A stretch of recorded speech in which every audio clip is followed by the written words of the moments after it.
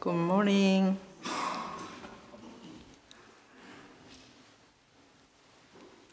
Hello, Buddha. How are you today? Do you think you are really Buddha? Yes? No? This is the time to get to know how well you practiced during the 3 days. Are you Buddha? Really? Yes? No? Yes, you smiled. If you say yes, congratulations. You are a good student. If you say no, you still don't know you are a Buddha. If you don't believe you are Buddha, you cannot practice Buddha Dharma well. Shakyamuni Buddha said, mind is Buddha. It means the Buddha is in your mind. So you are all Buddhas. That's the essence of Shakyamuni Buddha's teachings. But you keep doubting it, saying, but, or what if your face is shaky like that? It's because you don't have a real life experience of enlightenment. So from ancient times, practitioners used to meditate on Zen koans in order to thoroughly understand Buddha's teachings. The most famous Zen koan is, "What is this?" Or, "Who am I? Where am I? Who are you?" Working on koans helps you to focus your mind and have the power to break through a barrier in your mind. That's the way to go beyond language and thought. Working with koans is not like explaining in words or thinking it through. It is rather like concentrating yourself on koans, repeating, "Who am I? What is this? What is this?" That way you can get through to the truth and experience the enlightenment. Sotaesan, the founding master of Won Buddhism, told a story. Long ago, there was a gypsy peddler. A gypsy is a traditional Korean sandal made of straw. The gypsy peddler asked the sage what the ultimate principle is. The sage told him, "즉심시불," which means mind is Buddha. But he mistook 즉심시불 for 집신세벌, which means 3 pairs of straw sandals. This is because he was uneducated and was more familiar with 집신세벌 as a gypsy peddler. Can you distinguish 즉심시불 from 집신세벌? Can you? The sound of 2 words are so similar. It's hard to distinguish, isn't it? So every day he recited 집신세벌, which means 3 pairs of straw sandals instead of 직심십을, which means mind is Buddha. So always 3 pairs of straw sandals, 3 pairs of straw sandals. In the meanwhile, one day, his mind was brightened and opened. Soon he clearly realized that mind is Buddha. Is 집신세바 a difficult word for you? Maybe because you don't know Korean. Anyway, he kept on reciting 3 pairs of straw sandals for years and eventually became enlightened. It seems that enlightenment is not so far away. Actually, it's very close to you. But people think enlightenment that is easily attained is not valuable. They seem to value highly something difficult to attain. They tend to think the more difficult to attain the enlightenment is, the more profound the enlightenment is. What do you think? The lesson of this story is that you can get enlightenment through concentration and the sincerity of your mind. Concentration, sincerity. The Avatamsaka Sutra, which in English means Flower Garland Sutra, said, just look back. The whole wisdom of Buddha is already available to us. Korean Zen master Jinul said something like this in his teachings, the Sushimgyal, which means the secret of cultivating the mind. This is a great book. He writes, people have been deluded for so long. They do not recognize that their own minds are the true Buddhas. So they do not observe their own minds while seeking the Buddhahood. It's so sad. They do not recognize that their own nature is the true Dharma. So they try to get the Dharma from remote sages. If you seek the Buddhahood and the Dharma with such delusions, the ordeals you may go through will be of no use to you. What kind of ordeals can you imagine?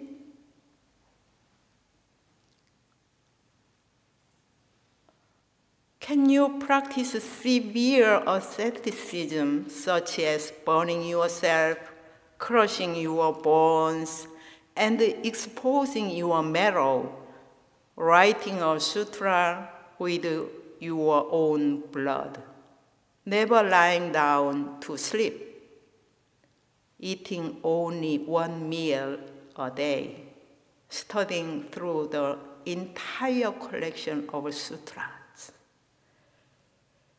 Could you endure any of the above ordeals?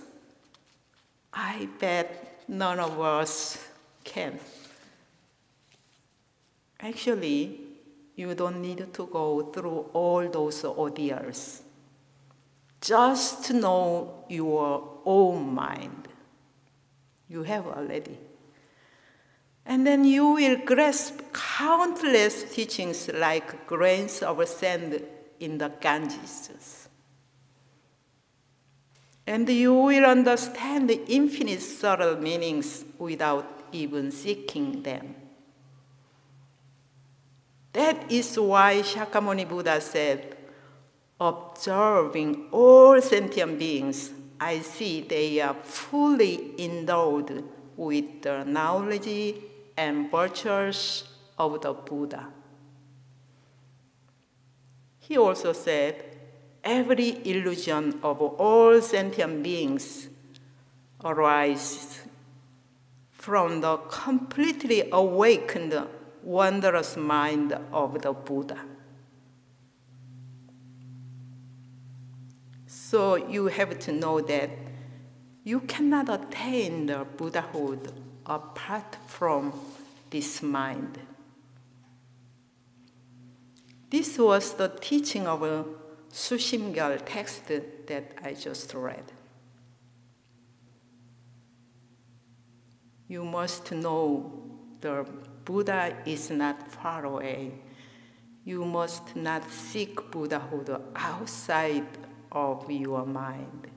If you know what the Buddha is and what the Dharma is, you would not need to seek them outside. Now, let me give you an analogy. Someone went outside looking for spring and wandered around all day. No matter how hard he tried, he couldn't find it, so he came back home exhausted. The moment he saw plum blossoms in his garden, he realized, aha, spring is in the blossoms here. Here is another analogy. A boy beggar went begging to a rich house, and the owner of the house was surprised to see the boy, because the boy was his son who had been missing. The rich man ran out to meet the boy with joy, but the boy became frightened and ran away. Since he didn't know he was so rich, he had no choice but to live as a beggar all his life. Likewise, if we don't know we are Buddha, it is like a beggar sitting on a pole of gold while begging for spare change. The Ilwon-sang, one circle image, represents the Buddha nature. Sotaesan said that Ilwon, one circle is the original source of all things in the universe, and the mind seal of all the Buddhas and sages, and the original nature of all sentient beings.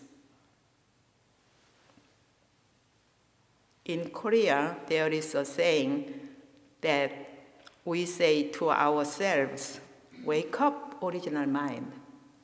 Everybody says or hears this phrase almost every day. Here are some similar phrases. I lost the original mind. I am out of my mind. Is there a similar saying in America?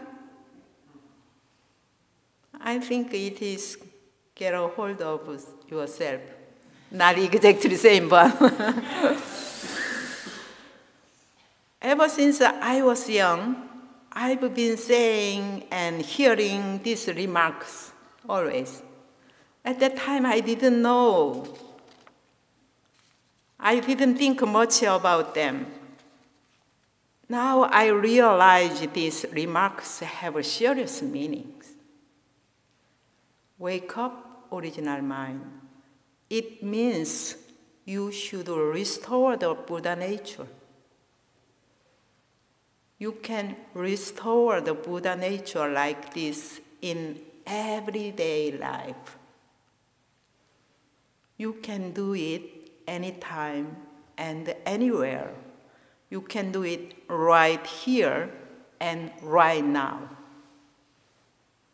Nowadays, according to the latest integrated neurology, meditation can cure human diseases and change even DNA. Through meditation or mindfulness, you can change your thoughts, change your feelings, and change your senses. In this way, you can change your body, change your brain, change your karma. The first thing we have to do to live a happy life is, what is this? Meditation.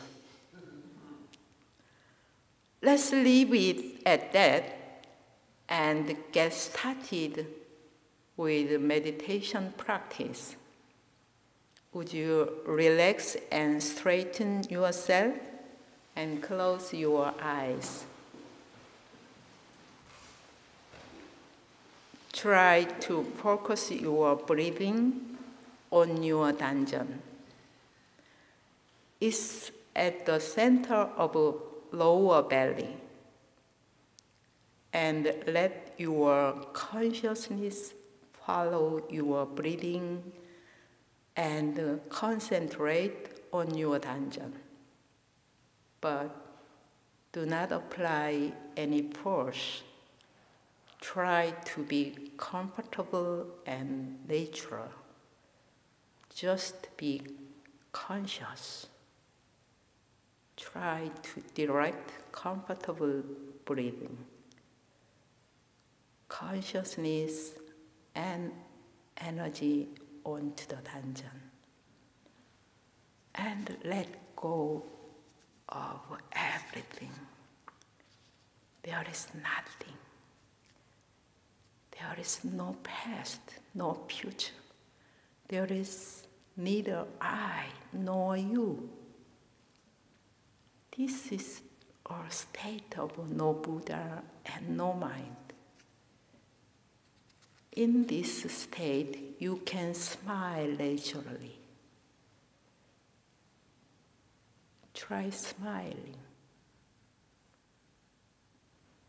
Now, at this moment, there is only awareness. You will be there for a while. Stay where you are. Only this moment exists right now.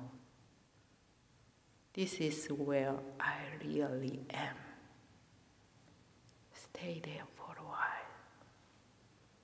Open your eyes. And this is the place that connects to everything else in the universe. If you are to name this state, you can say that it is the place of Buddha nature and the place of true emptiness. In Zen Buddhism, this is not a place expressed by language and thought. This place is conveyed from the heart to heart without relying on words or thoughts. So Zen Buddhism clearly presents these three principles: non-dependence on words, non-dependence on words, mind-to-mind communication, attaining enlightenment through realization of self-nature. Shakyamuni Buddha actually demonstrated this. At the time the Buddha had just begun to morning Dharma talk, he was holding up a lotus flower given to him by a poor shoemaker Sudas, like this. Everyone sat waiting for the Dharma talk, and the Buddha was still staring at the lotus flower. About an hour later, the disciples got anxious and wondered what was going on. Buddha is watching only that lotus flower. Does that flower have a magical power? At that moment, one disciple, Mahakassapa, burst into a smile without saying a word. He was the only attendee to catch the Buddha's message that day. Shakyamuni Buddha called Mahakassapa and gave him the lotus flower. The Buddha said, "I am not simply giving you a lotus flower. Along with the fragrance and color, I pass all of my enlightenment on to you." This is wordless transmission. This is the famous Mahakassapa's smile. This moment is said to mark the beginning of Zen Buddhism. Who smiled today? Is there another Mahakassapa here? I saw everyone smile. So I am giving this lotus flower to all of you now. Did you all get it? Congratulations. Jason, can you take this? I give this flower to you now. For all of you, how about we just applaud?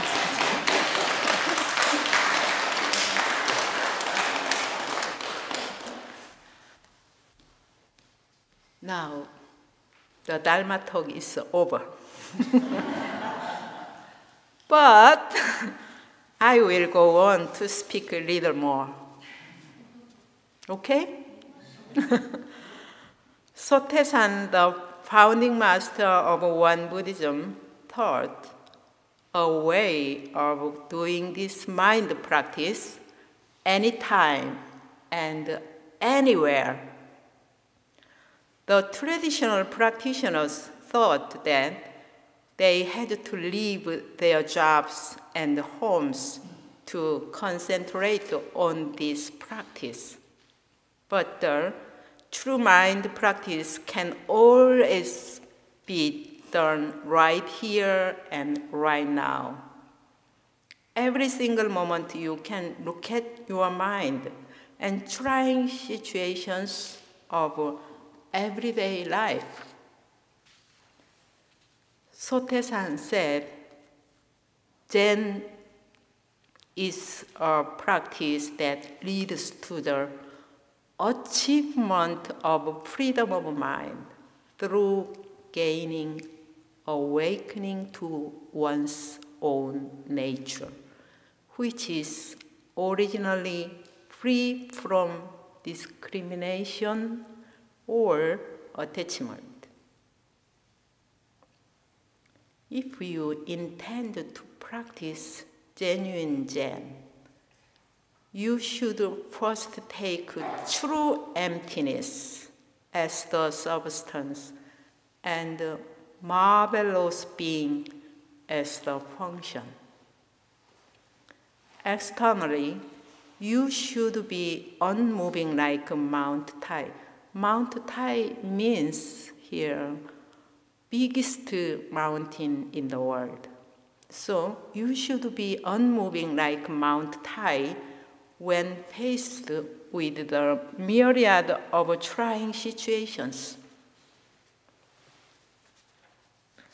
And internally, you should keep your mind pure and clean like an empty space.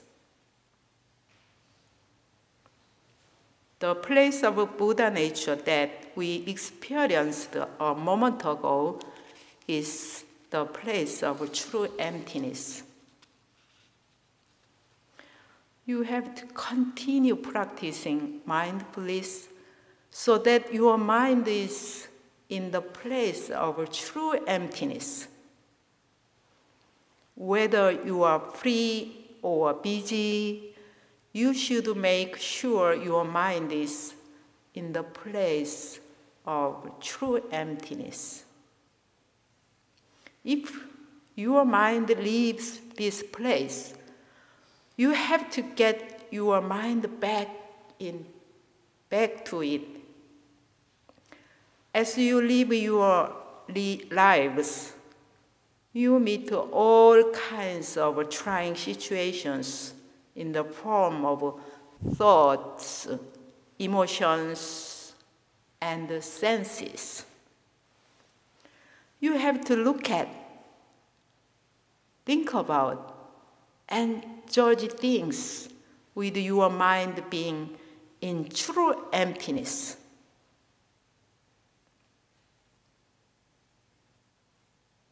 Shall we try again true emptiness? Again, close your eyes. First, relax. And focus your breathing, consciousness, and energy on your danjan. Only that you know nothing. You don't know even your name. Don't know anything. There is nothing. You have a vivid feeling that you are awake in the state of a true emptiness.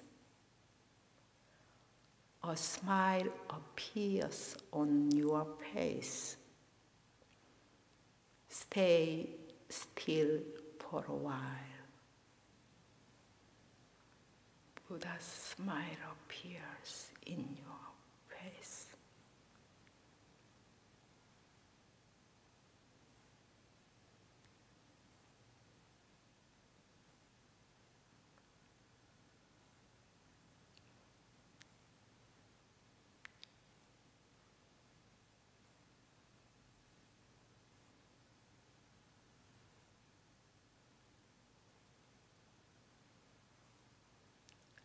The moment you open your eyes, wow,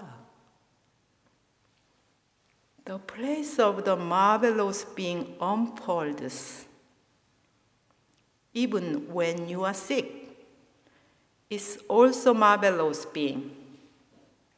Even if you hate someone else, it's also marvelous being. Even when you get angry, it's also marvelous beings. Even when you are upset, even when you feel uncomfortable, even when you are happy, these are all marvelous beings. If you do your mind practice by taking true emptiness as the substance and the marvelous being as the function, you will find that this world is the mystery itself and grace itself. So the great Master Sotaesan said, this whole world is a grace. Those who fear and find the grace are always blessed and happy. Happiness and grace come from within me. They are of my own making. Likewise, everything is of my own making. In this regard, Buddha said, all things are created by the mind. So my mind is my master. the master of the world and the master of the universe. In order to make this mind study more practical in life, Sotaesan especially devised various ways of practice. He taught us to practice 3 kinds of studies in everyday life: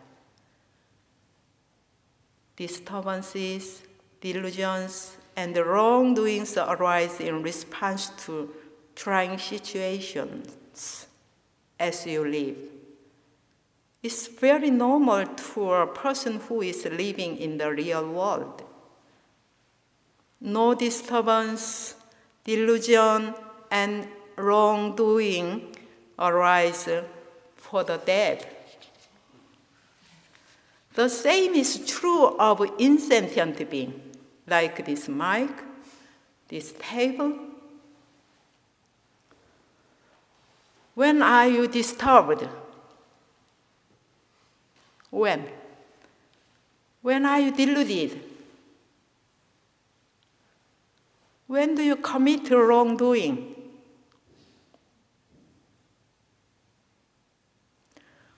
Whenever we are disturbed, we are supposed to give rise to the absorption of the self-nature.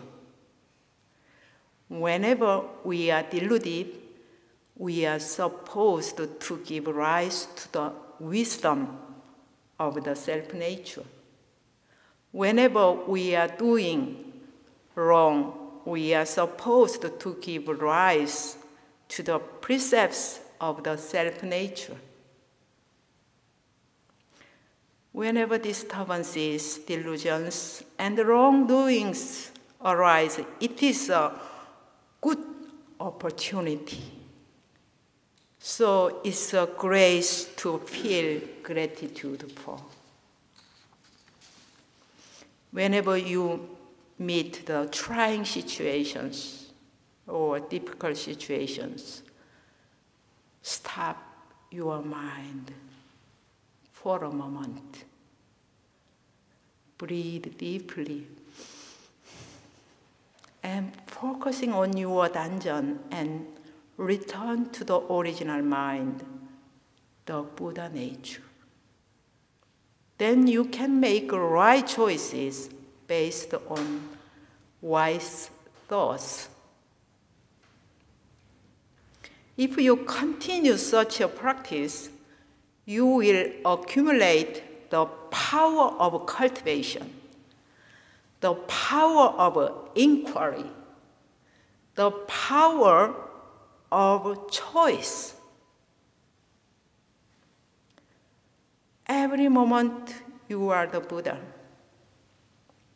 Every moment the whole world you live in is full of grace and mystery.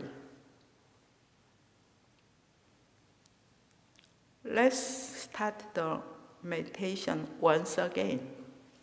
Close your eyes. Breathe deeply with your consciousness and energy focused on your danjan. And let go of everything. Stay in that state with a smile. It is the place connected to the whole universe. It is the place for communicating with the universe. Just let go of that mind. Only that you know nothing. Please stay still. Now open your eyes.